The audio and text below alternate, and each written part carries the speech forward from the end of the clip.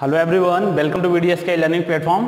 तो dear student, आज के इस वीडियो में हम लोग क्लास 10 का फर्स्ट फ्लाइट बुक से chapter number 3 two stories about flying.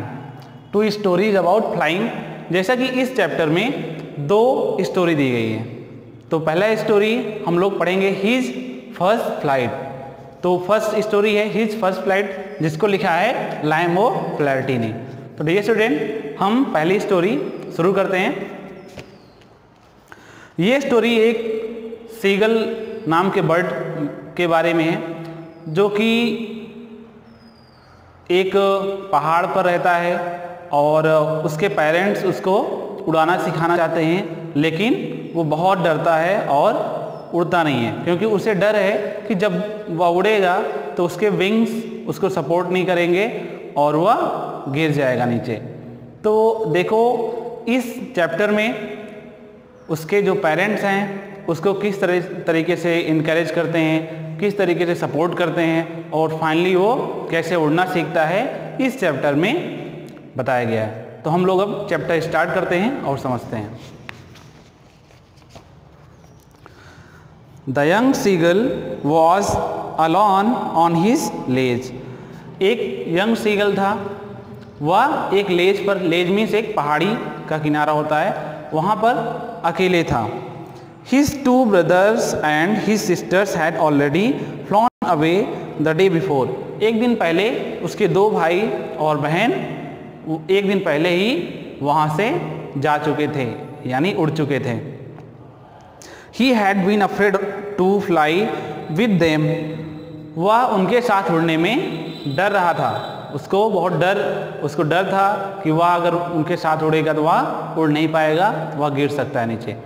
जो लेज होता है, लेज एक पहाड़ी होती है और उस पहाड़ी में एक कॉर्नर होता है।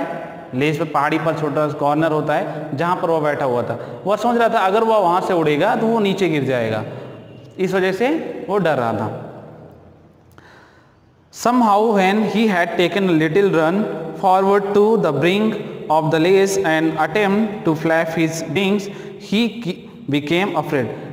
किसी तरीके से उसने थोड़ा सा करेज जुटाया और वह एक बार थोड़ा सा आगे बढ़ा उड़ने के लिए, लेकिन जैसे ही वह थोड़ा आगे तक जाता है फिर वह डर जाता है और वो उड़ नहीं पाता है। The great expanse of sea stretched down beneath. जैसा कि वहाँ से, उस पहाड़ी से नीचे बहुत दूर तक समुद्र फैला हुआ था, यानी वह जो पहाड़ी थी वो समुद्र के किनारे थी। अगर वह वहाँ से फ्लाई करता और अगर वह उड़ ना पाता तो सीधा समुद्र में जाकर गिर जाता, तो इसीलिए वो डर रहा था।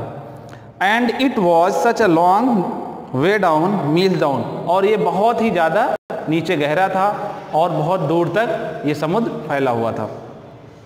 He felt certain that his wings would never support him, so he bent his head and ran away back to the little hole under the ledge where he slept at night.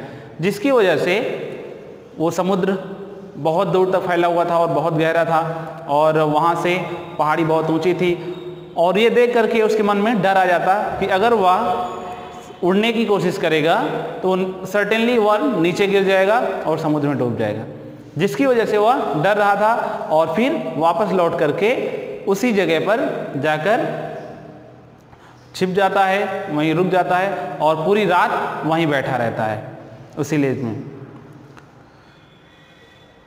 Even when each of his brothers and his little sister, whose wings were far shorter than his own, ran to the brink, flapped their wings and flew away, he failed to muster up courage to take the plunge which appeared to him so desperate.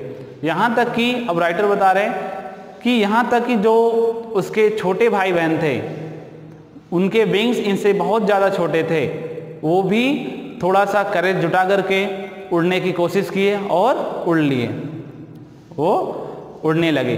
लेकिन जो seagull था ये बहुत डर रहा था और जिसकी वजह से उसके अंदर इतना करेज ही नहीं आ सका कि वह एक बार कोशिश करे कि वह भी उड़ सकता है। जब तक वह कोशिश नहीं करेगा तब तक ये पॉसिबल नहीं है। तो वो बहुत ज़्यादा डर रहा था। इसके पेरेंट्स, इसके ब्रदर सिस्टर इसको इनकरेज कर रहे थे। In spite of that he couldn't, उसने उसके अंदर करेज आ ही नहीं पाया और वह क्या हुआ, फिर से वहीं पर रुका रह गया।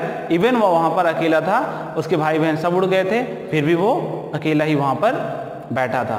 इस तरीके से उसके अंदर करेज की बहुत कमी थी, उसके अंदर बिल्कुल साहस नहीं था, बहुत डरपोक था वो। His father and mother had become around, calling to him shrilly. उसके माँ बाप उसके चारों तरफ घूम रहे थे और उसको खूब तेजी से बुला रहे थे। अपब्रेडिंग हिम, उसको बहुत डांट रहे थे। Threatening to let him starve on his ledge unless he flew away, और उसको बोल रहे थे कि तुम यहीं पर भूखे पड़े रहोगे जब तक कि तुम उड़ोगे नहीं वहाँ से। But for the life of him he could not move, लेकिन वह लाइफ के लिए, लाइफ मीन्स उसको लगता था कि अगर वह वहाँ से ज़रा भी हिलेगा, वहाँ उड़ने की ज़रा भी कोशिश करेगा तो वो उसकी जान खतरे में पड़ सकती है, वो मर सकता है, और वो अपनी लाइफ के लिए वहाँ से बिल्कुल भी मूव नहीं होता है। That was 24 hours ago. Since then nobody had come near him. और अब 24 घंटे बीत चुके थे, उसके पास कोई भी नहीं आया। The day before, all day long he had watched his parents flying about with his brothers and sisters, perfecting them in the art of flight, teaching them how to skim the waves and how to dive for fish. अब वो बता रहे हैं कि 24 hours पहले seagull के parents, उनके जो भाई बहन थे जिन्होंने उड़ना सीख लिया था, उनको वो समुद्र में डाइव लगाना सिखा रहे थे कि कैसे जो वेव्स होती हैं, लहरें होती हैं, उसके ऊपर कैसे तैरा जाता है, उड़ा जाता है, और वहाँ पर कैसे जो फिश होती हैं उनको कैसे पकड़ा जाता है, ये सब उनको सिखा रहे थे। और ये सीगल वहाँ बैठ करके ये सब देख रहा था। He had in fact seen his older brother catch his first herring and devour it. और वह वहाँ बैठे हुए देखा कि उसका जो ओल्डर बड़ा भाई था वह वहाँ से एक मछली पकड़ता है और उसको खाता है। Standing on a rock while his parents circled around raising a proud cackle. और वहाँ जैसा कि ये सब जब उसका बड़ा भाई कर रहा था तो उसके पेरेंट्स उसको कैकलिंग करके उसको एनकरेज कर रहे थे। कैकलिंग मतलब आवाज़ निकालते हैं वो। And all the morning the whole family had walk about on the big plateau midway down the opposite cliff, taunting him with his कार्डाइज।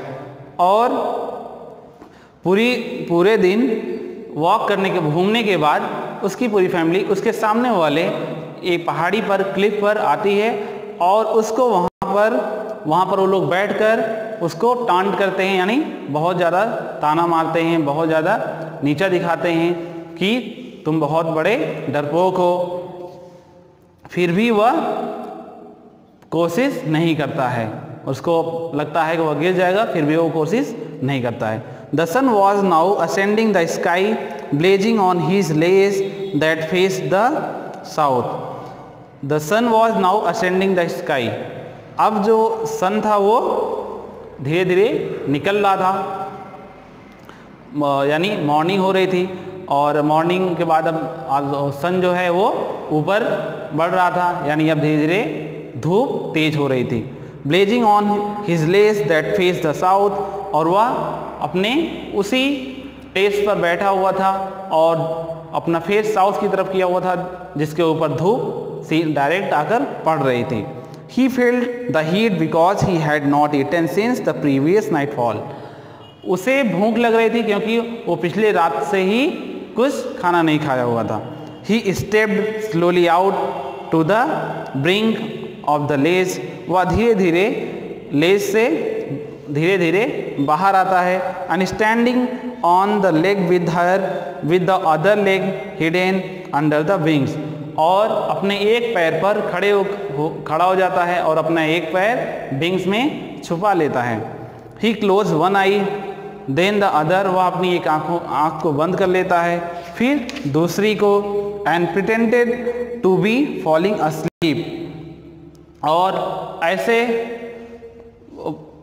सो कर रहा है कि जैसे वो बहुत नींद में है और उसको बहुत जोर की भूख लगी हुई है। स्टिल दे टूक नो नोटिस ऑफ हिम, अभी भी ये सब करने के बाद भी कोई उसको नोटिस नहीं कर रहा था। He saw his two brothers and his sister lying on the plateau, dozing with their heads sunk into their necks. उसने देखा कि उसके भाई और बहन वहाँ पर जो हिल्स थी, सामने वाली पहाड़ी थी, प्लेटो जिसको बोलते हैं, उस पर सोए हुए थे, लेटे हुए थे, और उसकी तरफ कोई भी ध्यान नहीं दे रहा था। His father was preening means making an effort to maintain feathers, यानी अपने पंखे को ठीक करना। Preening the feathers on his white back, उसके फादर जो थे वो अपने feathers को, अपने पंख को ठीक कर रहे थे। Only his mother was looking at him, मात्र उसकी माँ उसको देख रही थी। She was standing on a little high hump on the plateau, वह जो उस जगह पर, जो एक छोटी सी जगह थी जहाँ पर वो लोग, उसकी माँ, उसके पेरेंट्स लोग रुके हुए थे, वहाँ पर एक थोड़ी सी ऊंचाई वाली जगह थी, उस पर उसकी माँ खड़ी होकर उसको देख रही थी। Her white breast thrust forward, now and again she tore at a piece of fish that lay at her feet and then scraped each side of her beak on the rock. अब वो क्या करती थी कि एक मछली का छोटा सा टुकड़ा ले जा करके उसके पैर के पास गिरा देती थी। इसके बाद वो आकर के अपनी उस बीक को, अपनी चोंच को वहाँ पर पत्थर में शार्प करती थी, उसको रगड़ती थी, यानी शार्प करती थी। The site of the food Madden him, और भोजन को देखकर, खाने को देखकर वह पागल हो उठा, क्योंकि 24 आवर्स से वह भूखा था, कुछ खाया नहीं था, जिसकी वजह से वो जैसे ही देखा वह पागल हो उठा। His mother had picked up a piece of how he loved the tear food that way, scraping his beak now and began to wet it. जैसे ही how he loved to tear food that way, scraping his beak now and again to wet it. जैसे ही उसने देखा वह खाना उसे बहुत पसंद, खाया और वह खाना उसे बहुत ज़्यादा पसंद था। वह भी खाने के बाद जिस तरीके से उसकी माँ ने अपने बीक को शार्प किया था, सेम एज वो भी शार्प करने लगा। गा गा he cried begging her to bring him some food, और गा गा बोल करके वो चिल्लाने लगा और अपनी माँ से और फूड मांगने लगा। डियर स्टूडेंट, आज के वीडियो में बस इतना ही। अब हम रेस्ट पार्ट हम नेक्स्ट वीडियो में कवर करेंगे। तब तक के लिए all the best, thank you.